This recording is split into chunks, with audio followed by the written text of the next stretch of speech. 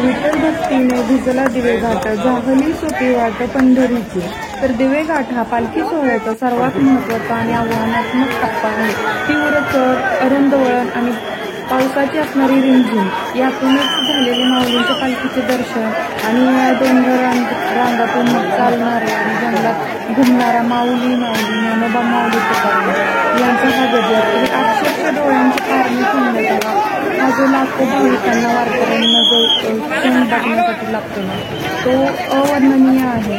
हेची डोळा पाहावे हे दृश्य भाविकांनी हे दृश्य नयनरम्य दृश्य डोळ्यात साठवले झाले. तर चला तर आज मी सांगत आहे दिवेघाटातून जाते आणि त्यात लाखो भाविक हा दिवेघाटाचा अवघड टप्पा अगदी सहजरित्या पुणे ते सासवड हे अक्षरशः 28 किलोमीटरचा टप्पा अक्षरशः कसे पार करतात आणि अगदी आनंदाने चेहऱ्यावरती एकही कंटाळलेली किंवा कंटाळवाणी नसते. अगदी स्ट्रेस हसतमुखाने कसा टप्पा पार करत असतील बरं. तर जाणून घेऊया हीच वारी आमच्या करायला गेलते. तर त्यांच्या या अनुभवातून आपण बघू शकतोय की इथे पालखी सजवलेली आहे, फुलांनी खूप छान सजावट केलेली आहे आणि पालखीला ओढण्यासाठी 4-5 बैलगाड्या हा दिवेघाटातून असतात. कारण हा तीव्र चढ आहे आणि तुम्ही इथूनच पालखीचे दर्शनही घेऊ शकता. आणि बघा किती भाविक आनंदी दिसत आहेत.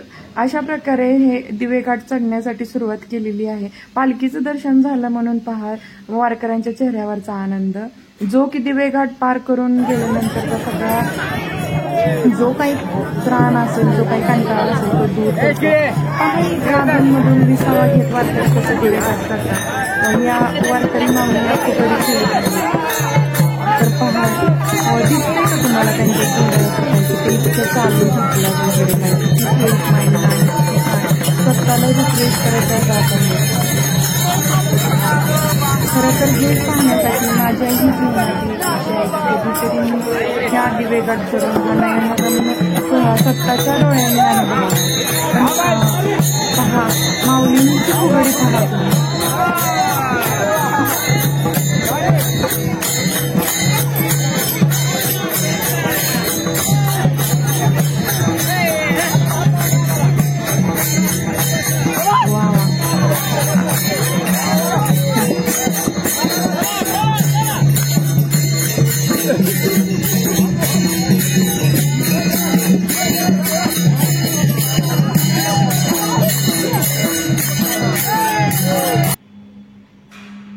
आणि हे आमच्या सोसायटीतले सर्व आहोंचे फ्रेंड्स वगैरे ते सर्व भाऊजी मिळून दिवेघाट चढण्यासाठी सकाळी 7ला लागले होते. घरूनच लवकर निघून सर्वजण दिवेघाट चढण्यासाठी गेले होते. आणि हा रविवार हा सुट्टीचा दिवस असल्यामुळे त्यांना सुट्टीच होती, त्यामुळे तर खूपच इझी झालं. ते सर्वजण रामकृष्ण हरी ज्ञानोबा माऊली तुकाराम माऊलीच्या गजरामध्ये ते निघाले होते. वारकरी काय असतं किंवा आपण 1 दिवसाचा वारकरी आहोत याचा अनुभव घेण्यासाठी ते निघाले पायी वारी करण्यासाठी. पूर्ण दिवेघाट कसं असेल किंवा काय होईल, मला तो चढणं होईल का याची तर चिंता नाहीच. पण तिथं गेल्यानंतर ते इतके रमले होते की काय सांगायचं तुम्हाला. तो अनुभव तो स्वतः गेल्यानंतर तो प्रत्येकालाच घेतल्यानंतर समजेल. तो शब्दात सांगणे पहा किती लाखो भाविक आहेत ते विठ्ठलाच्या भेटीची ओढ आणि तळमळ ठेवून हा जो अवघड टप्पा पुणे ते सासवड हा दिवेघाट हा अवघड टप्पा आणि हा वरतीचं वातावरण बघा किती छान झालेलं आहे माऊलींसाठी. माऊलींच्या स्वागतासाठी वरून राजा सुद्धा स्वतः आलेला आहे पालखीचं स्वागत करण्यासाठी. त्यांनी इथं थांबून थोडंसं शूट घेतलं. पहा माऊली सतत चालतच राहिलेली आहे. अधूनमधून रिमझिम येते. खूप तीव्र असा चढ आहे. असा घाट माथ्यावरती गेल्यानंतर पहा किती डोंगर रांगा आणि जंगल आहे आणि त्यात घुमणारा हा माऊलीचा गजर आहे. हे डोळ्यांचं पारणं ठेवणारा हा आणि हा व्हिडिओ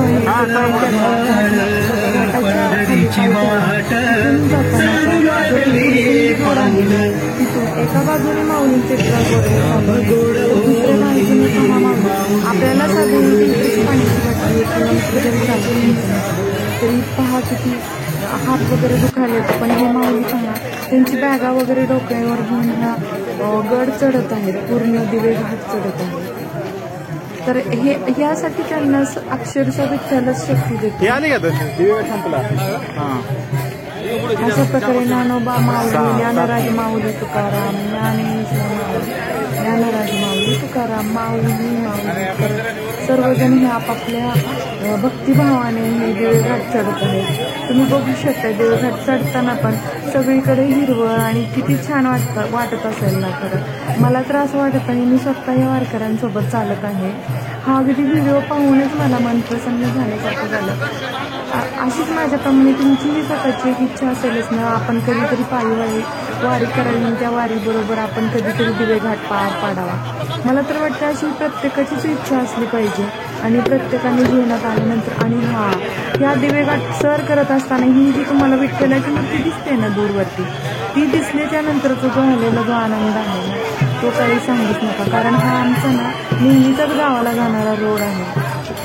त्यामुळे आम्ही आतुरतेने या विठ्ठलाच्या मूर्तीचीच वाट बघत असतो.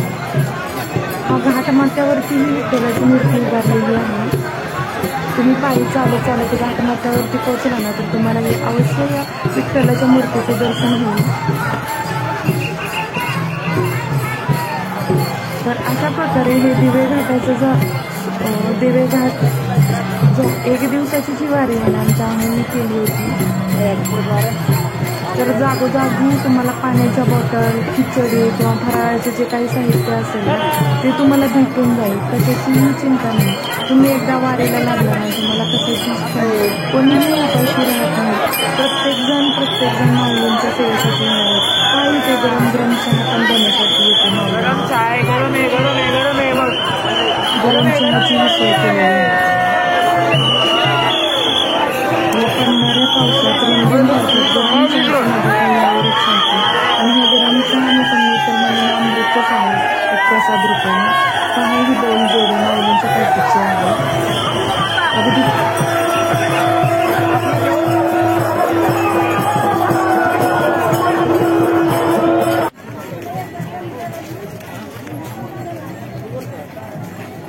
अधूनमधून जाता जाताच ह्या काही अशा ह्या दुसऱ्या पालख्या पण लागत आहेत. आणि हा दिवेघाट हा अगदी हिरवळीने नटलेला आहे. लवकरच पावसाने सुरुवात केल्यामुळे पूर्ण अगदी हिरवा शालू पांघरल्यासारखा दिवेघाट पालखीसाठी सज्ज झालेला आहे.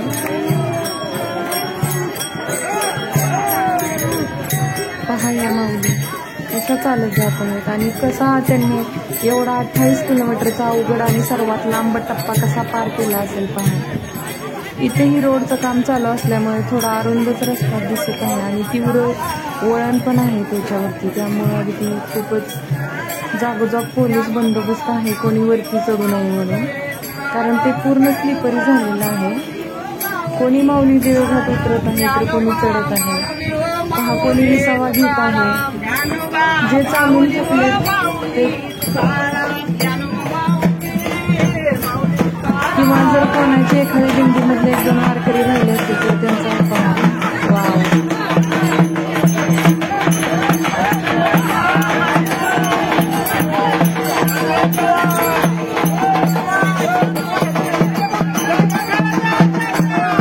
मला तर वाटतं हा प्लॅटफॉर्म आहे आपापली कला हा सादर करण्याचा. किती तो उत्साह, किती ते चैतन्य आणि किती तो आनंद आणि किती ती विठ्ठल भक्तीची ओढ हे पाहिल्याशिवाय आणि अनुभवल्याशिवाय तर समजणार नाहीच. काही सोहळा आहे हा पालखीचा. हा जर व्हिडिओ तुम्हाला आवडला असेल आणि अशीच वारीचे जर तुम्हाला अजून व्हिडिओ पाहायचे असतील तर माझ्या चॅनलला नवीन असाल तर नक्की सबस्क्राईब करा, लाईक करा, शेअर करा आणि कमेंट करा. तुम्ही नक्कीच कमेंट करून सांगा रामकृष्ण हरी माऊली. Thanks for. पहा अशा प्रकारे हा पूर्ण दिवेघाट चढणीचा हा रस्ता आहे. हा आपल्या चॅनलवरती अपलोड केला आहे. तरीही एकदा सांगते की तुम्हाला हा व्हिडिओ थोडा जरी आवडला असेल ना तर नक्कीच लाईक करा आणि नवीन असाल चॅनलला सबस्क्राईब करा. तर तुम्ही बघू शकता ह्या माऊली कशा जात आहेत. इथं रस्त्याचं ऍक्च्युली काम चालू असल्यामुळे इथं कोणाला वरती गडावरती चढून दिलेलं नाही. नाहीतर जे काही हडपसरचे किंवा आसपासच्या गावातले लोक आहेत ते या पूर्ण डोंगरावरती जाऊन पूर्ण असे सगळीकडेच माऊलीचा दिसतो आणि एक मुंगी सुद्धा दिसणार नाही एवढी सुद्धा जागा शिल्लक राहत नाही. तर एवढे माऊलींच्या पालखीच्या दर्शनासाठी अख्खा डोंगर भरवून टाकतात. तुम्हाला असं हिरवगार अजिबात दिसत नाही. पण याच वर्षी त्यांनी अलाव केलं नाही कारण रस्त्याचं काम चालू असल्यामुळे. त्यामुळेच तुम्हाला हा हिरवागार देवीघाट दिसू शकतोय.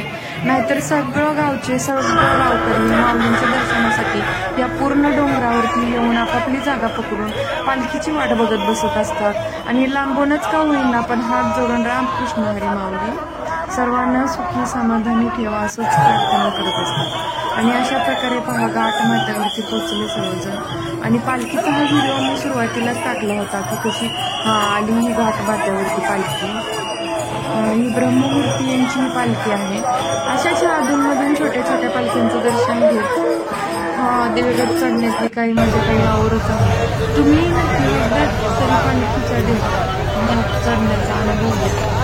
Thanks for watching. आणि चॅनलला नवीन असेल तर नक्की सबस्क्राईब करा. व्हिडिओ थोडा जरी आवडला असेल तर लाईक करा, शेअर करा आणि कॉमेंट नक्की करा. आणि यानंतर आमच्या घरी पोहोचल्यानंतर पहा शिवांशनी आणि मी आहोंचे दर्शन घेतले. तर तुम्ही पण वारीवरती किंवा देवदर्शनावरती कोणी आलं तर तुम्ही दर्शन करता का नक्की कमेंट करून सांगा. थँक्यू.